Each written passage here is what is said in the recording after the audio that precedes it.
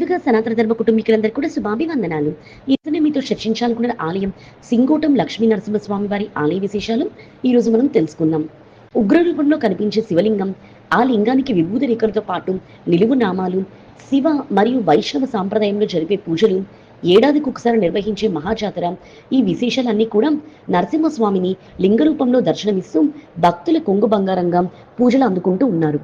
సింగోటి లక్ష్మీ నరసింహస్వామి వారి ఆలయం నాగర్ జిల్లా కొల్లాపూర్కి దాదాపు 10 కిలోమీటర్ల దూరంలో ఉన్నటువంటి సింగోటం అనే గ్రామంలో కలదు. సింగసముద్రం రిజర్వాయర్ ఒడ్డున వెలసింది మహిమాన్వితమైనటువంటి క్షేత్రం. సింగపట్నంగా ప్రసిద్ధి చెందినటువంటి ఈ ప్రాంతాన్ని రెండొక యాదాద్రి అని కూడా పిలుస్తారు. సాధారణంగా లక్ష్మీ నరసింహస్వామి వారి ఆలయంలో అయినా స్వామి తన దేవేరితో కలిసి ఏ గుండ గుహల్లోనూ దర్శనమిస్తారు. ఇక్కడ మాత్రం నరసింహుడు శివలింగంలో కొలువై భక్తజనులను అనుగ్రహిస్తున్నారు.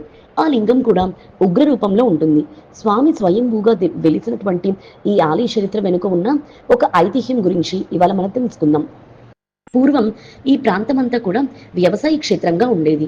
శ్రీమన్నారాయణుడి భక్తుడైనటువంటి ఒక రైతు పొలం దున్నుతుంటే నాగలికి ఏదో తగిలిన శబ్దం వినిపించింది. తవ్వి చూసి ఒక పెద్ద రాయి కనిపించడంతో దాన్ని తీసి పక్కన పెట్టి మళ్ళీ దున్నడం ఆరంభించాడు.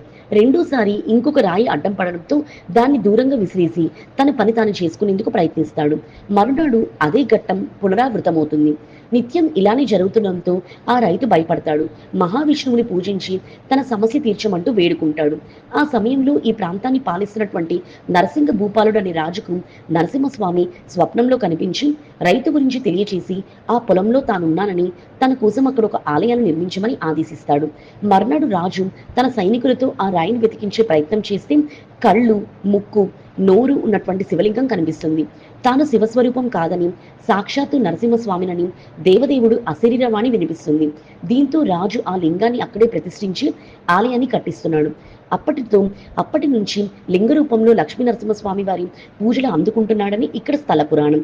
ఆ తర్వాత ఆ ప్రాంతాన్ని పాలించినటువంటి రాణి రత్నమాంబ ఆలయాన్ని మరింత అభివృద్ధి చేసినట్టుగా స్థానికులు చెప్తారు. రెండో యాదాద్రిగా పిలిచే ఈ ఆలయంలో అడుగున్నర ఎత్తులో శివలింగం నరసింహస్వామి రూపంలో కనిపిస్తే ఆ వెనకాల సింహరూపుడైనటువంటి స్వామి దివ్యమూర్తిని కూడా మనం చూడవచ్చు. హరిహరులు ఇద్దరూ ఒకటిని తెలియజేసేందుకు స్వామికి నిలువు మరియు అడ్డనామాలు ఉంటాయి. నృసింహుడు దేవేరి అయినటువంటి లక్ష్మీదేవికి సమీపంలోని రత్నగిరి కొండపై ఆలయాన్ని నిర్మించారు రాణి రత్నమాంబ. ఇక్కడ పుష్కరుడిలో స్నానం చేస్తే సకల అనారోగ్యాలు నయమవుతామని భక్తుల విశ్వాసం. స్వామిని దర్శించుకొని కోరికలు విన్నవించుకుని భక్తులు అవి తీరాక మొక్కులు సమర్పించడం ఇక్కడ ఆనవాయితీ.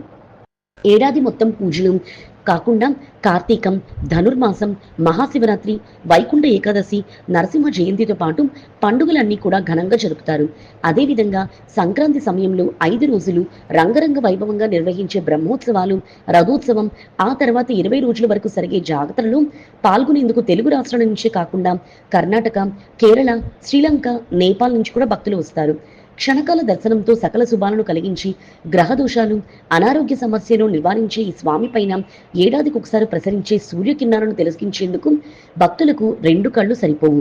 స్వామిని పూజించిన అనంతరం భక్తులు రాజుగారి విడిది భవనాన్ని కూడా చూడవచ్చు.